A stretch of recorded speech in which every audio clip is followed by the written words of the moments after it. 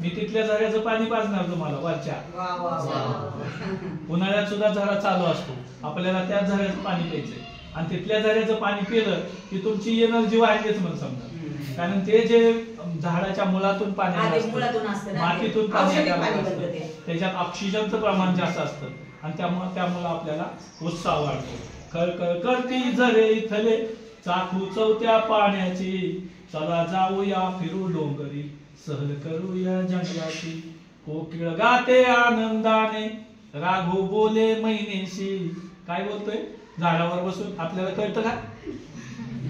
राघू बोले मैनेशी, राहू आपण आनंदाने, नाते जपूया जंगलाशी.